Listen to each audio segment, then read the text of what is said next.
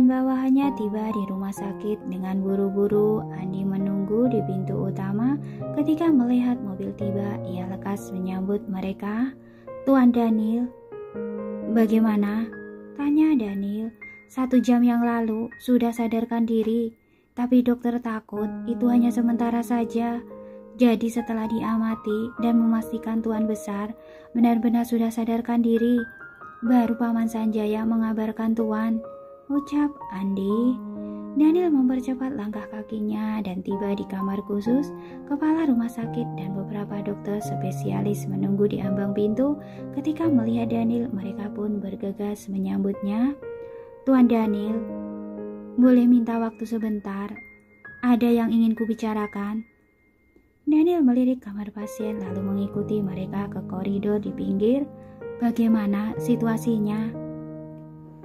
"Tuan Daniel," kepala rumah sakit berbicara dengan hati-hati, "hal yang kusampaikan ini mungkin bukan hal baik. Anda harus mempersiapkan diri. Katakanlah."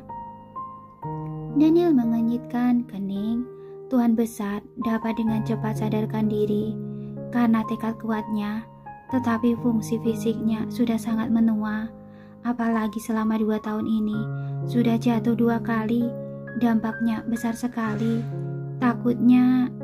Kepala rumah sakit menatap wajah Daniel dengan takut. Ia tak berani bicara lagi. "Takutnya apa?" Daniel berkata dengan kesal. "Katakan semuanya sekaligus." "Takutnya tidak ada banyak waktu tersisa."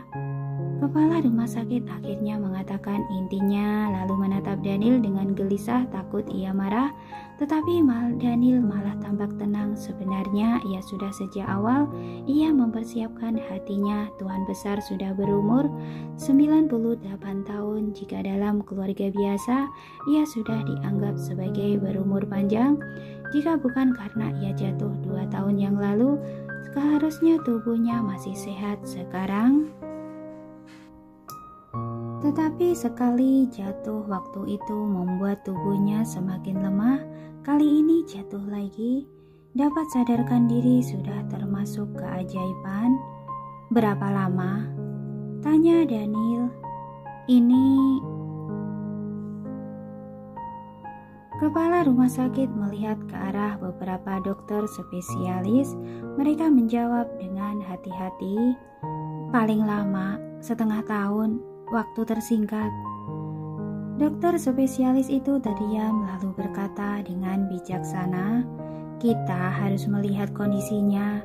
Jika kondisinya bagus, maka bisa bertahan lebih dari 1/2 tahun, asalkan ia tidak mendapat provokasi dan terluka lagi. Kalau tidak, ia akan benar-benar lemah." Walaupun kata-kata ini halus, tetapi sudah sangat diperjelas dengan baik. Artinya hidupnya dalam beberapa bulan tergantung dengan suasana hati Tuan Besar, baik atau tidak. Intinya jangan membuat Tuan Besar mendapatkan guncangan keras lagi. "Baiklah, aku tahu," Daniel berkata dengan suara rendah. "Semuanya telah bekerja keras." Setelah berbicara, ia berbalik badan, pergi mengganti baju ABD. Kepala rumah sakit dan beberapa dokter spesialis itu tercengang. Mereka saling bertatapan terlebih dahulu, lalu merasa gelisah. Satu dari dokter spesialis berkata dengan suara rendah, "Ada apa dengan Presiden Daniel? Jika dia yang dulu, pasti sudah mengamuk ketika mendengar kabar ini. Kenapa hari ini ia begitu tenang? Apa mungkin sudah mempersiapkan diri sejak awal?"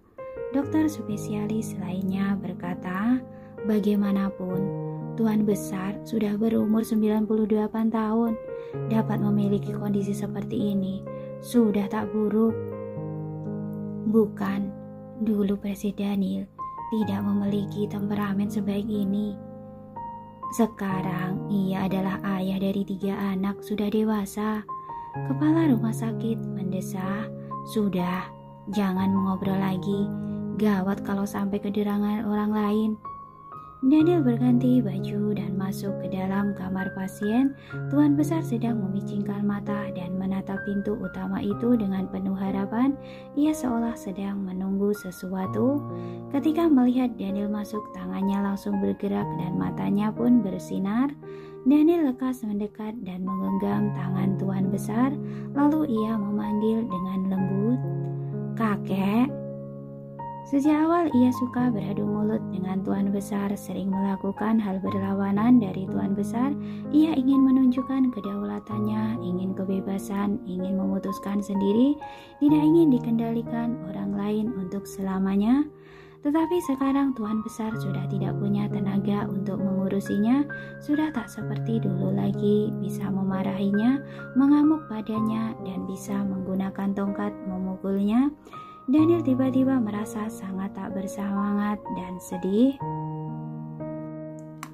Bibir pecah-pecah tuan besar bergerak seolah ingin mengatakan sesuatu, tetapi ia tidak bisa mengeluarkan suaranya. Sekarang pukul 4:30 subuh, anak-anak sedang tidur. Daniel tahu isi pikiran tuan besar. "Tunggu, kakek baikan. Aku akan membawa mereka menjengukmu." Tuan besar mengedip-ngedipkan mata dan merasa lebih lega. Setiap hari mereka menanyakan kapan kakek buyut akan kembali. Daniel sengaja menyemangatinya. Carlos merasa bersalah. Katanya kakek buyut terjatuh karena dia. Dalam seketika tuan besar menjadi emosional. "Tuan Daniel," Sanjaya cemas. "Aku tahu, aku bilang padanya, ini bukan kesalahannya." Daniel lekas membujuk, "Tapi kamu juga tahu, Carlos anak yang paling cerdas dan dewasa." Ekspresi luarnya berbeda dengan isi hatinya. Ia terus berharap kakek pulang, jadi kakek harus memulihkan diri dan pulang secepatnya. "Iya." Tuan besar berusaha menganggukkan kepala. "Istirahatlah baik-baik. Aku menemani kakek di sini." Daniel menyelimuti tuan besar dengan baik lalu menepuk pundaknya dengan lembut. Ia menidurkan tuan besar seperti sedang menidurkan 3 anaknya. Hati tuan besar yang tegang berangsur-angsur tenang dan ia perlahan-lahan tertidur. Dokter memberikan pemeriksaan kepada tuan besar lagi lalu pergi meninggalkannya. Sanjaya memindahkan sebuah kursi untuk Daniel. "Tuan Daniel, Anda duduk dulu. Membungkuk sangat melelahkan." Daniel duduk di atas kursi. Ia terus menggenggam tangan tuan besar dan mengamatinya dengan hening. Sejak dulu Daniel selalu merasa tuan besar berkuasa dan mendominasi, selalu ingin mengendalikan dan menyebabkan banyak kesalahan yang tak bisa diperbaiki, terutama insiden Tracy. Ia sangat membencinya di dalam hati, menyalahkan selama 2 tahun. Hanya karena ia adalah kakeknya, kakek kandungnya, maka ia tidak bisa membencinya, hanya bisa menyalahkannya. Dan rasa menyalahkan ini akhirnya berakhir pada momen ini juga. Ia hanya berharap Tuhan besar segera membaik, dapat memarahinya lagi selama beberapa tahun dan dapat menggunakan tongkat untuk memukulnya. Dengan begitu hatinya lebih merasa tenang. "Tuan Daniel," Sanjaya membungkuk dengan lembut, "Anda tidurlah di sofa. Tuan besar sudah tidur, mungkin baru akan terbangun setelah beberapa jam." "Paman pergi istirahat saja, aku ingin menemani kakek." Daniel tidak mengalihkan pandangannya dari Tuan Besar. Dalam ingatannya muncul penampakan Tuan Besar yang dulu, sosok yang perkasa dan mendominasi, berkuasa atas dunia, lalu perlahan-lahan berubah menjadi tua. Mungkin suatu hari akan berubah menjadi abu dan menghilang selamanya dari dunia ini. Sanjaya memberikan sebuah mantel lalu berbicara dengan sedih. "Kepala rumah sakit sudah bilang kepada aku Ucapan Sanjaya tak selesai, tenggorokannya tersendat, sulit berbicara. Aku telah menemani Tuan Besar selama 70 tahun. Kami adalah tubuh dan bayangan yang tak terpisahkan. Suara Sanjaya menjadi serak. Dapat dibilang, aku lebih banyak menghabiskan waktu dengannya dibandingkan dengan orang terkasihnya, anaknya. Aku sungguh berharap dapat menemaninya lebih lama lagi. Bisa. Daniel menyunggingkan senyuman. Dokter bilang, selama Tuan Besar makan dan tidur enak setiap hari, suasana hatinya semakin bagus, maka hari-harinya akan lebih panjang. Hah? Sanjaya tertegun. Benar, benar. Daniel berkata dengan berpura-pura santai. Jadi kedepannya, aku tidak akan membuatnya marah lagi. Aku akan menurutinya dan menghiburnya. Hahaha. Sanjaya tertawa dalam seketika. Kalau begitu, harus merepotkanmu. Apa boleh buat? Siapa suruh? Ia adalah kakekku. Ujung bibir Daniel terangkat menunjukkan senyuman hangat. Ia menggunakan seluruh hidupnya membuka jalan untukku. Banyak sekali utangku padanya. Tuan Daniel, Anda sudah tumbuh dewasa. Sanjaya menghela nafas dalam-dalam. Toh telah menjadi ayah, memangnya bisa tidak dewasa? Daniel tersenyum pahit. Itu 3 anak, apakah ada di rumah? Sanjaya tak bisa menahan diri untuk bertanya. Kiki sudah bilang padamu. Daniel tahu masalah Tracy sudah tak bisa disembunyikannya lagi. Itu masalah besar, ia tidak berani menyembunyikannya. Sanjaya melihat Tuan Besar yang tertidur lelap lalu berbisik. Aku sungguh tak menduga hal yang paling dicemaskan Tuan Besar sungguh terjadi. Sebenarnya ada banyak masalah yang tak bisa dicegah. Daniel mendesah. Benar. Sanjaya menghela nafas dengan dalam. Tahu begini, dulu lebih baik tidak mengusir Nona Tracy pergi. Kehidupan tidak bisa diprediksi.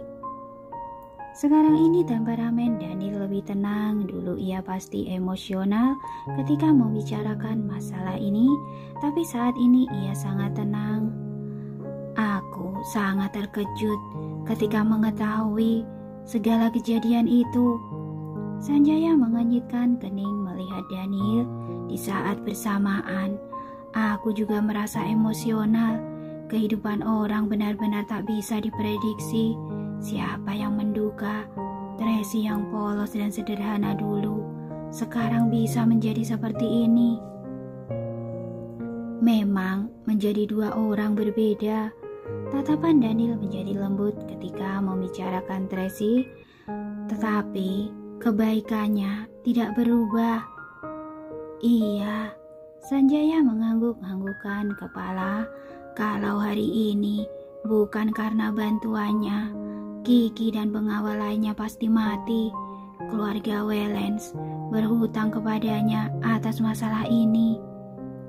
Memangnya utang keluarga Wellens kepadanya hanya ini? Daniel tertawa mengejek.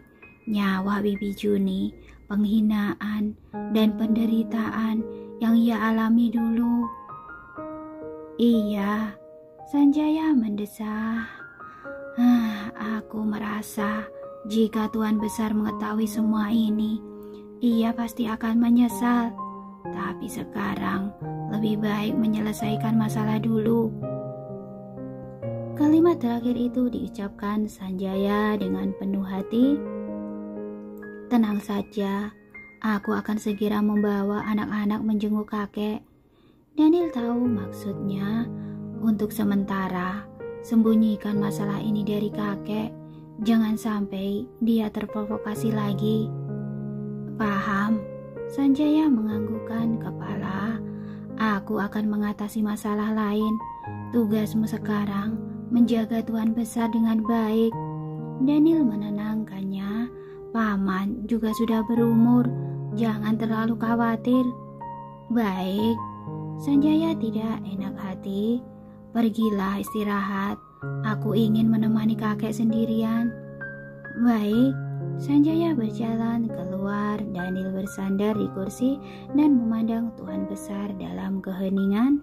Dalam sekejap hari pun terang. Daniel tak sanggup menahan kelelahannya dan tertidur sambil bersandar di kursi hingga ponsel di kantong celananya bergetar. Ia pun terbangun.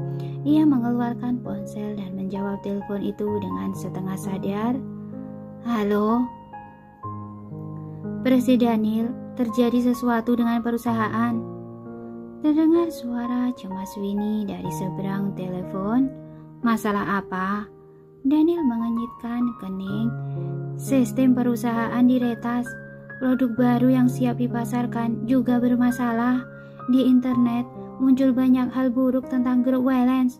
Pokoknya dalam satu malam banyak masalah berdatangan dan semuanya menargeti Anda. Presiden Daniel, datanglah kemari. Ada banyak reporter di gedung perusahaan. Para pemegang saham cemas dan gelisah. Direktur Tony sedang dalam perjalanan. Baiklah, aku segera ke sana. Daniel memerintah, tutup pintu utama. Jangan biarkan media dan reporter manapun masuk ke dalam perusahaan. Semua masalah aku selesaikan setelah ke sana. Paham. Setelah menutup telepon, Daniel memicingkan mata memikirkan sesuatu. Sistem grup Skywheel diciptakan olehnya sendiri. Peretas biasa tidak akan mampu menyerang sistem. Produk baru yang siap dipasarkan juga diawasi olehnya setiap tahap. Bagaimana mungkin dalam seketika muncul masalah dengan perangkat lunak itu? Semua media mengabarkan kebaikan grup Waylands. Tidak ada yang berani menjelekkan grup Waylands kecuali ada orang besar di belakang yang memerintah, dan dua masalah tadi bukanlah dapat dilakukan oleh orang biasa. Jadi, bip. Thomas menelpon. Daniel lekas menerima telepon. Tuan L sudah datang. Kenapa Anda bisa tahu? Aku baru saja mau melapor. Thomas sangat terkejut. Aku baru menerima kabar Lorenzo telah tiba di Kota Bunaken. Ia hendak berpartisipasi langsung ke acara pembukaan proyek Ocean Wheel Kota Bunaken besok. Besok tanggal berapa? Daniel terlalu sibuk hingga lupa tanggal. Tanggal 12, Thomas berkata. Upacara pembukaan dimajukan sehari lebih awal. Dalam seketika ekspresi Daniel berubah. Ia sudah menduga sejak awal suatu hari Lorenzo Moore akan menampakkan wajahnya. Hanya saja ia tak dapat menduga akan secepat ini. Selain itu begitu datang langsung menyerangnya secara tiba-tiba. Benar-benar sebuah hadiah pertemuan yang sangat bagus. Tuan Daniel, Anda masih mendengarku? Suara Thomas di seberang telepon membuyarkan pikiran Daniel.